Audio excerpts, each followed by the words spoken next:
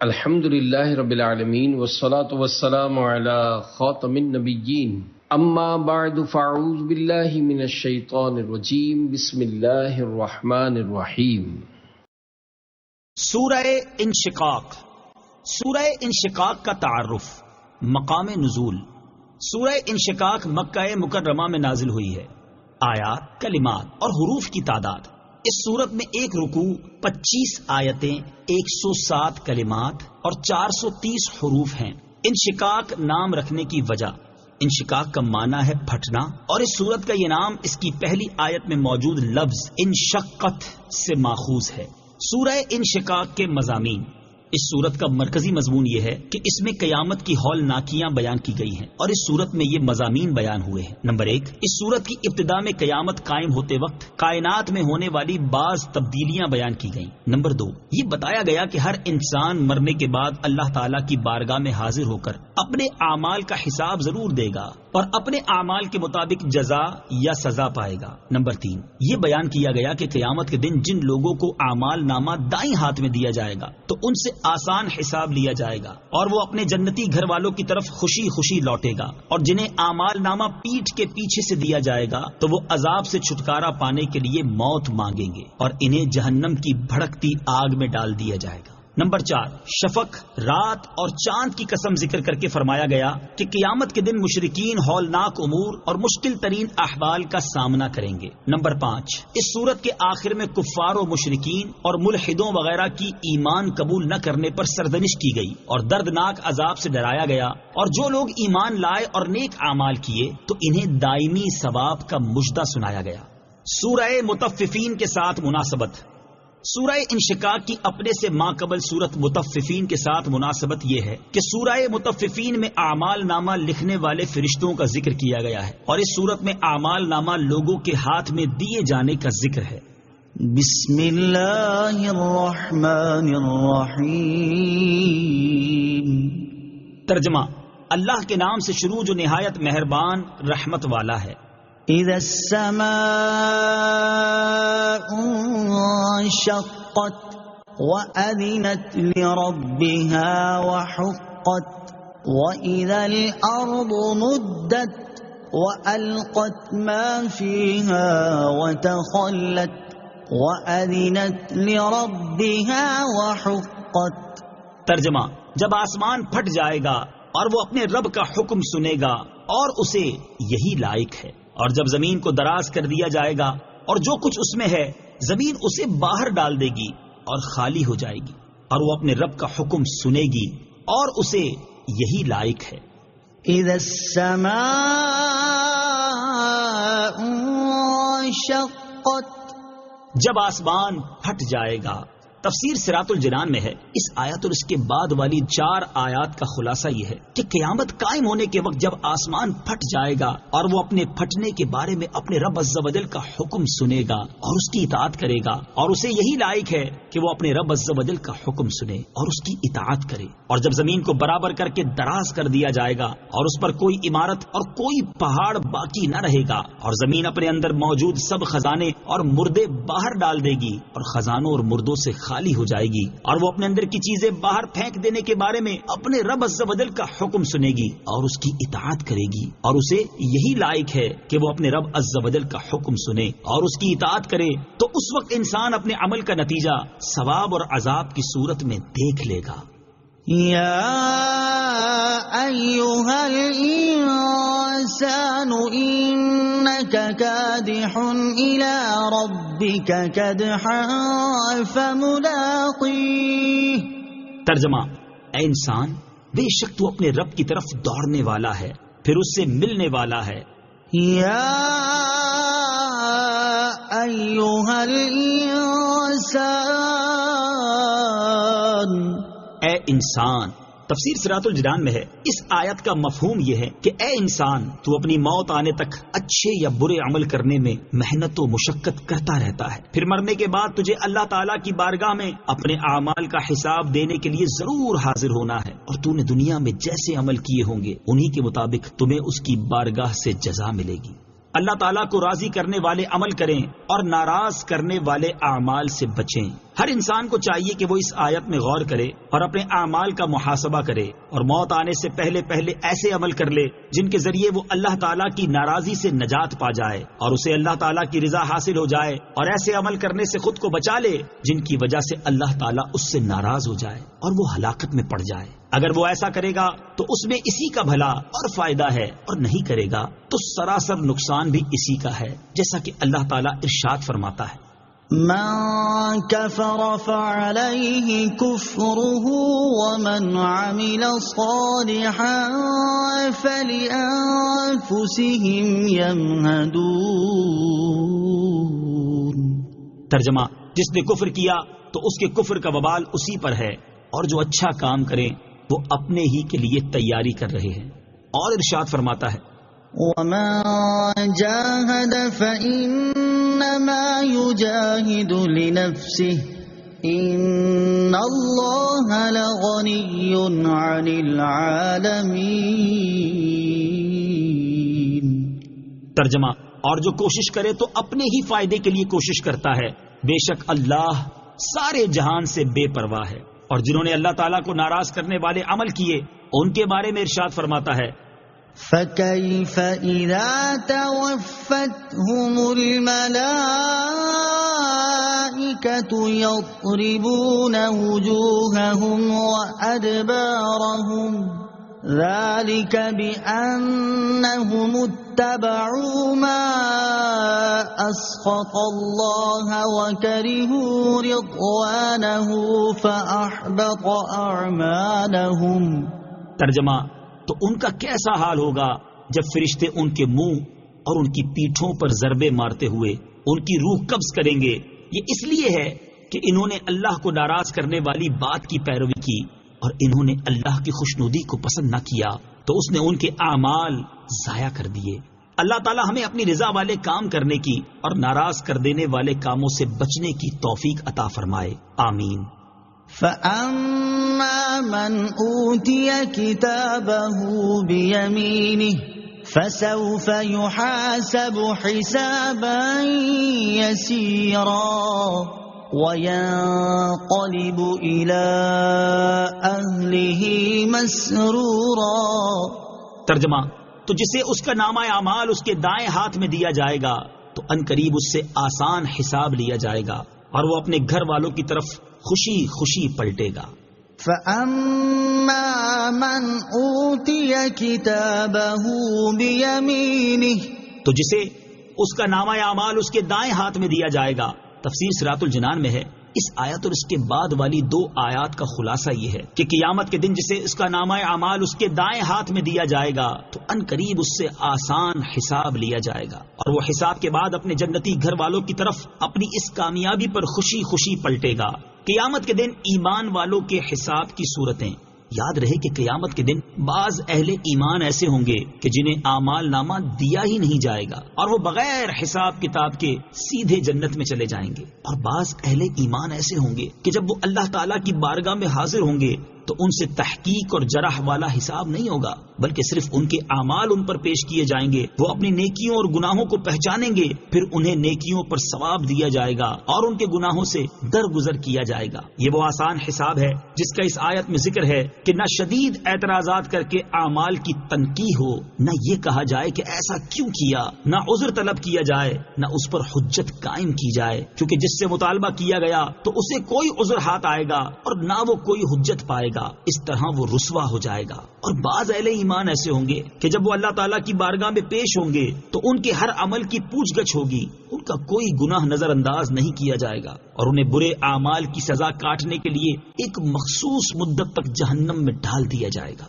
ہر مسلمان کو چاہیے کہ وہ اللہ تعالیٰ کی بارگاہ میں قیامت کے دن آسان حساب لیے جانے کی دعا مانگا کرے۔ حضرت عائشہ صدیقہ رضی اللہ تعالی عنہا فرماتی ہے، میں نے ایک مرتبہ نماز کے بعد نبی کریم صلی اللہ تعالی علیہ وآلہ وسلم کو یہ دعا مانگتے ہوئے سنا، اللہم حاسبنی حسابا یسیرا، اے اللہ مجھ سے آسان حساب لے، جب نماز سے فارغ ہو کر آپ صلی اللہ تعالی علیہ وسلم واپس ہوئے تو میں نے عرض کی یا رسول اللہ صلی اللہ تعالی علیہ وآلہ وسلم آسان حساب سے کیا مراد ہے؟ ارشاد فرمایا اس سے مراد یہ ہے کہ بس بندے کے اعمال نامے کو دیکھا جائے اور اس کے گناہوں کو نظر انداز کر دیا جائے۔ اے عائشہ رضی اللہ تعالی عنہا، قیامت کے دن جس سے اعمال کے حساب کے معاملے میں جرح کی گئی تو وہ ہلاک یعنی عذاب میں گرفتار ہو جائے گا۔ اعلیٰ حضرت امام احمد رضا خان علیہ الرحمت الرحمان اللہ تعالیٰ کی بارگاہ میں اور ان کے ہی الفاظ میں ہم بھی اسی کی بارگاہ میں عرض کرتے ہیں، ہم ہیں ان کے،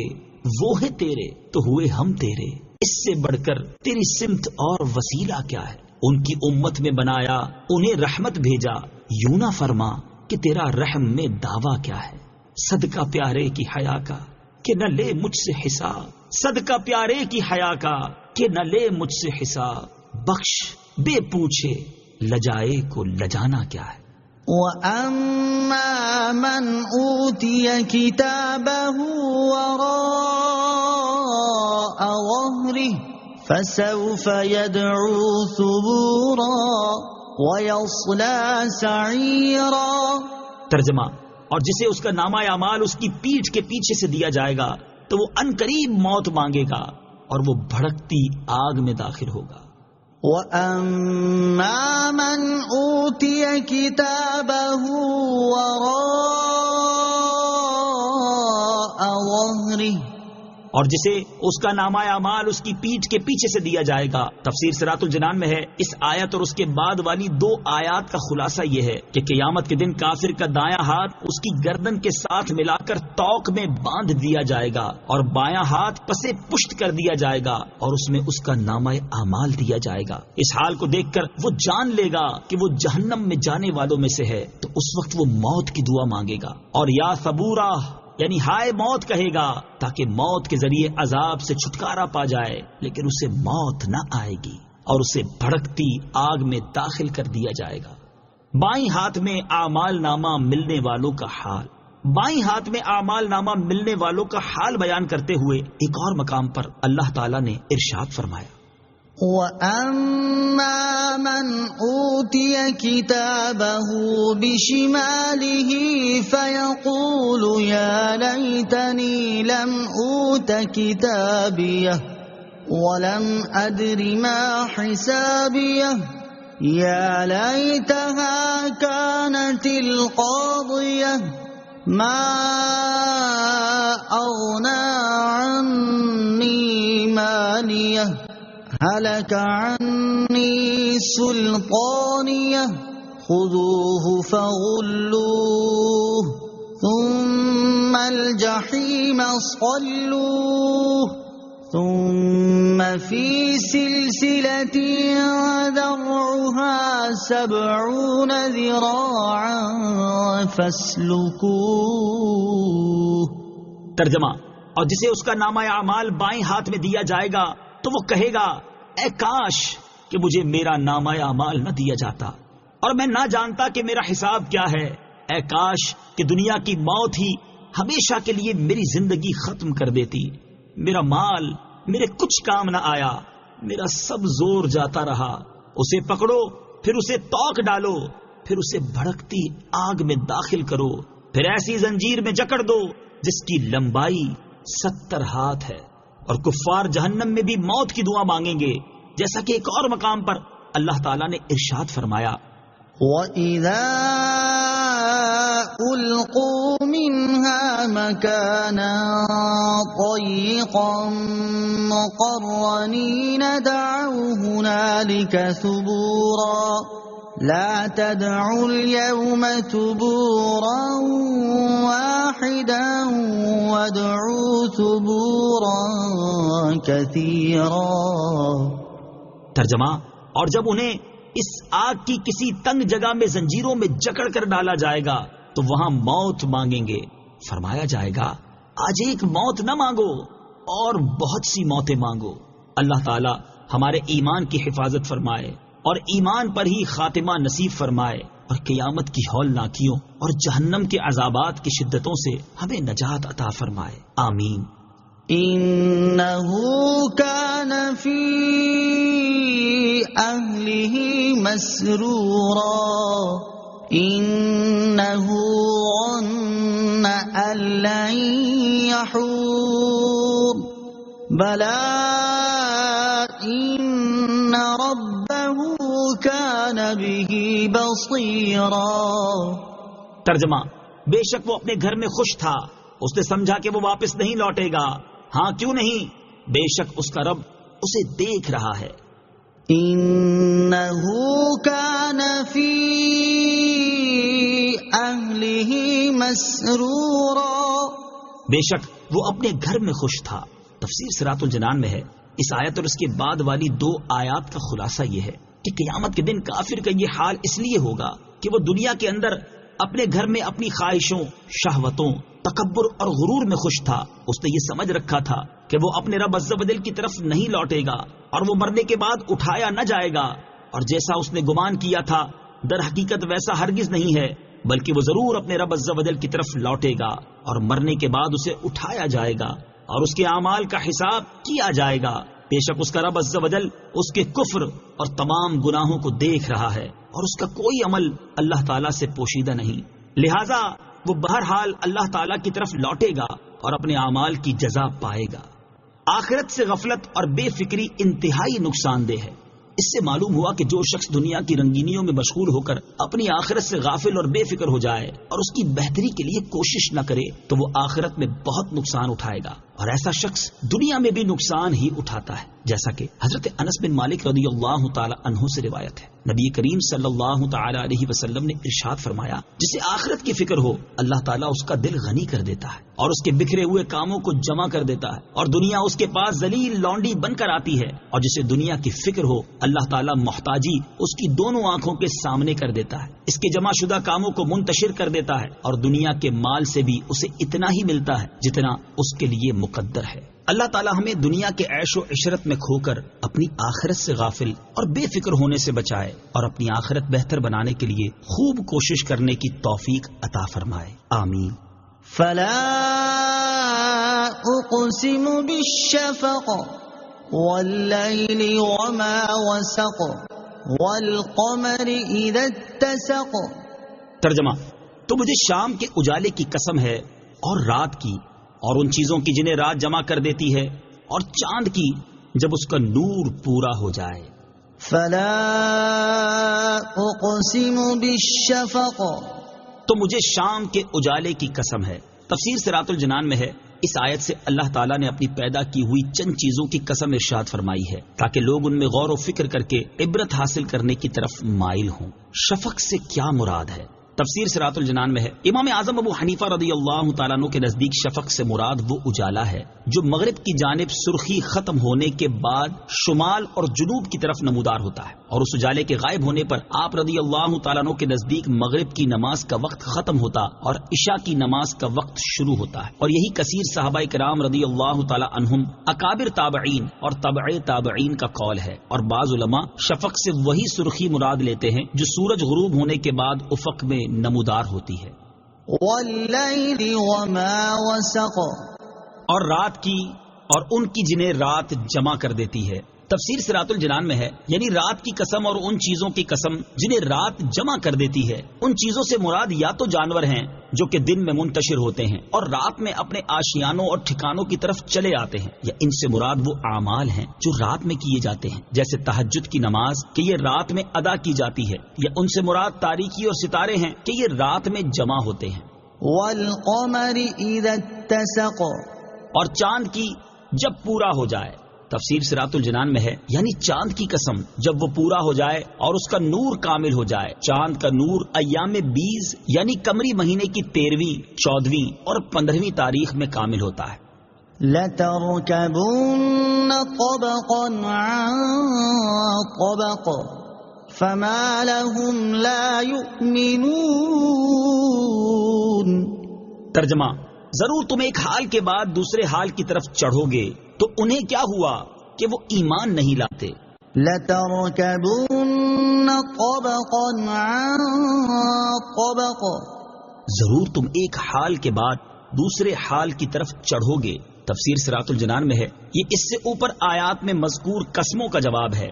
بعض مفسرین کے نزدیک اس آیت میں عام انسانوں سے خطاب ہے، اور ایک منزل سے دوسری منزل کی طرف چڑھنے سے مراد یہ ہے کہ اے لوگو، تمہیں ایک حال کے بعد دوسرا حال پیش آئے گا۔ ان احوال کے بارے میں حضرت عبداللہ ابن عباس رضی اللہ تعالی عنہما نے فرمایا کہ پہلے موت کی سختیوں اور ہولناکیوں میں مبتلا ہونا، پھر مرنے کے بعد اٹھنا، اور پھر حساب کی جگہ میں پیش ہونا مراد ہے۔ اور یہ بھی کہا گیا ہے کہ انسان کے حالات میں مختلف درجے ہیں، کہ ایک وقت وہ دودھ پیتا بچہ ہوتا ہے، پھر اس کا دودھ چھوٹتا ہے، پھر اس کے لڑکپن کا زمانہ آتا ہے، پھر وہ جوان ہوتا ہے، پھر اس کی جوانی ڈھلتی ہے، اور پھر وہ بوڑھا ہو جاتا ہے۔ بعض مفسرین کے نزدیک اس آیت میں خاص نبی کریم صلی اللہ تعالی علیہ وسلم سے خطاب ہے، اور ایک منزل سے دوسری منزل کی طرف چڑھنے سے مراد یہ ہے کہ ایک آسمان سے دوسرے آسمان کی طرف چڑھیں گے، اور اللہ تعالیٰ نے اپنے حبیب صلی اللہ تعالی علیہ وآلہ وسلم کے ساتھ ایسا کیا کہ آپ معراج کی رات ایک آسمان پر تشریف لے گئے، پھر دوسرے آسمان پر، اسی طرح درجہ بدرجہ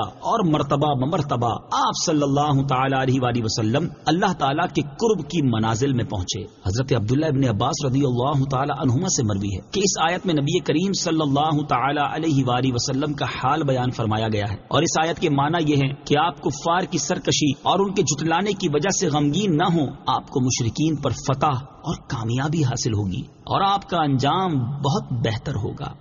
فما لهم لا يؤمنون، تو انہیں کیا ہوا کہ وہ ایمان نہیں لاتے؟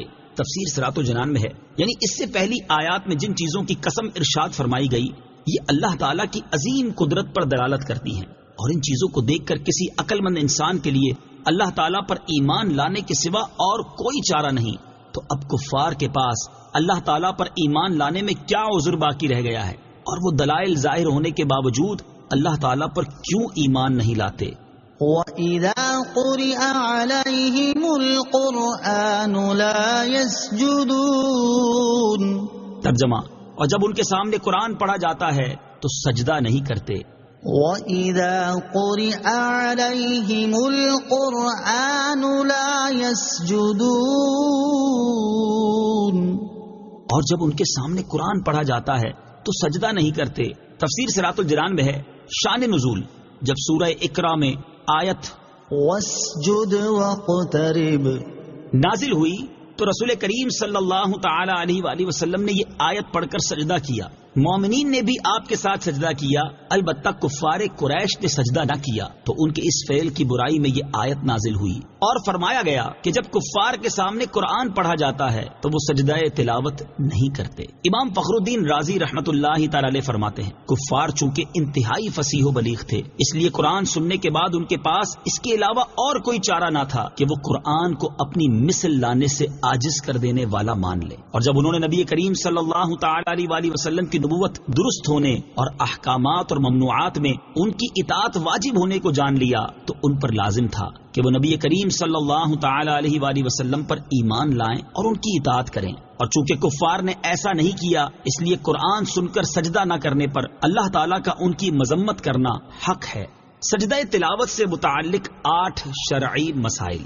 یہاں آیت کی مناسبت سے سجدہ تلاوت سے متعلق 8 شرعی مسائل ملاحظہ ہوں۔ نمبر 1، اس آیت سے ثابت ہوا کہ سجدہ تلاوت کی آیت سننے والے پر سجدہ تلاوت کرنا واجب ہے، اور حدیث سے ثابت ہے کہ وہ آیت پڑھنے والے اور سننے والے دونوں پر سجدہ تلاوت واجب ہو جاتا ہے۔ نمبر 2، قرآن کریم میں کل 14 آیتیں ایسی ہیں جنہیں پڑھنے یا سننے سے سجدہ تلاوت واجب ہو جاتا ہے، خواہ سننے والے نے سننے کا ارادہ کیا ہو یا نہ کیا ہو۔ نمبر 3، آیت سجدہ پڑھنے یا سننے سے سجدہ واجب ہو جاتا ہے، البتہ پڑھنے میں یہ شرط ہے کہ اتنی آواز سے پڑھا ہو کہ اگر کوئی عذر نہ ہو تو خود سن سکے۔ نمبر 4، اگر اتنی آواز سے آیت سجدہ پڑھی کہ وہ خود سن سکتا تھا مگر شور و غل یا بہرے ہونے کی وجہ سے نہ سنی تو سجدہ واجب ہو گیا، اور اگر محض ہونٹ ہلے آواز پیدا نہ ہوئی تو واجب نہ ہوا۔ نمبر 5، سجدہ تلاوت کے لیے بھی وہی شرطیں ہیں جو نماز کے لیے ہیں، جیسے طہارت، قبلہ رو ہونا اور ستر عورت وغیرہ۔ نمبر 6، اگر امام نے نماز میں آیت سجدہ پڑھی تو اس پر اور مقتدیوں پر، اور جو شخص نماز میں تو نہ ہو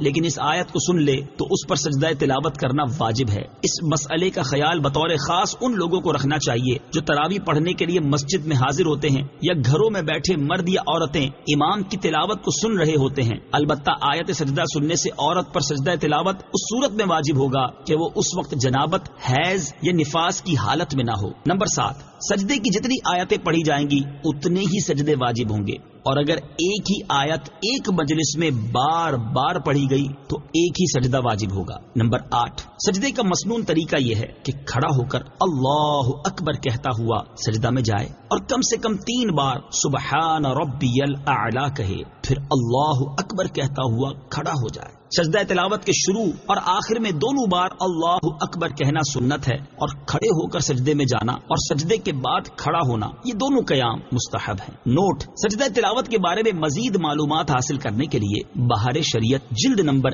1 حصہ نمبر 4 سے سجدہ تلاوت کا بیان مطالعہ فرمائیں۔ بل الذین کفروا یکذبون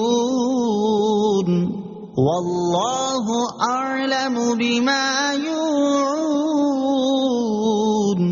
فبشرهم بعذاب علیم الا الذین آمنوا وعملوا الصالحات لهم اجر غیر ممنون۔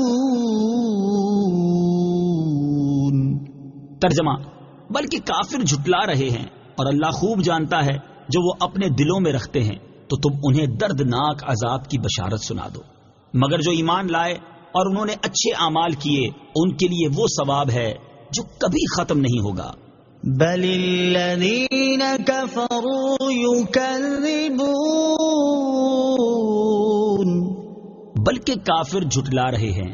تفسیر صراط الجنان میں ہے، اس آیت اور اس کے بعد والی 3 آیات کا خلاصہ یہ ہے کہ جن دلائل کی وجہ سے ایمان لانے کے علاوہ اور کوئی چارہ نہیں رہتا وہ اگرچہ ظاہر ہیں، لیکن کفار قرآن کی آیات کو اور مرنے کے بعد دوبارہ زندہ کیے جانے کو اپنے باپ دادا کی پیروی کی وجہ سے یا حسد کی وجہ سے یا اس خوف کی وجہ سے جھٹلا رہے ہیں کہ اگر انہوں نے ایمان قبول کر لیا تو ان کا دنیاوی منصب اور دنیا کے فوائد ختم ہو جائیں گے، اور اللہ تعالیٰ اسے خوب جانتا ہے۔ جو کفر و شرک اور نبی کریم صلی اللہ تعالی علیہ وآلہ وسلم کو جھٹلانا وہ اپنے دلوں میں محفوظ رکھتے ہیں، تو اے پیارے حبیب صلی اللہ تعالی علیہ وآلہ وسلم تم انہیں ان کے کفر اور عناد پر دردناک عذاب کی بشارت سنا دو۔ مگر ان میں سے جو لوگ کفر سے توبہ کر کے سچے دل سے ایمان لے آئے اور انہوں نے اچھے اعمال کیے تو ان کے لیے آخرت میں وہ ثواب ہے جو کبھی ختم نہیں ہوگا بلکہ ہمیشہ رہے گا۔ کفار کی حالت سامنے رکھتے ہوئے مسلمان بھی اپنے حال پر غور کریں۔ اس سے معلوم ہوا کہ کفار کے ایمان قبول نہ کرنے کی ایک وجہ یہ تھی کہ انہیں اپنے دنیاوی منصب چھن جانے اور دنیا کے وہ فوائد ختم ہو جانے کا خوف تھا جو انہیں حاصل تھے۔ کفار کے اسی خوف کو سامنے رکھتے ہوئے ان مسلمانوں کو بھی اپنی حالت پر غور کرنا چاہیے جو دنیا کی عزت، وجاہت، دولت اور مرتبے ختم ہونے کے خوف سے اسلام کی تعلیمات اور اس کے احکامات پر عمل کرنے سے خود بھی دور بھاگتے ہیں اور اپنی اولادوں کو بھی دور رکھتے ہیں، اور فقط کبھی کبھار نماز پڑھ لینا یا تھوڑا بہت اللہ اللہ کر لینا اپنی اخروی نجات کے لیے کافی سمجھتے ہیں۔ صدق اللہ العظیم۔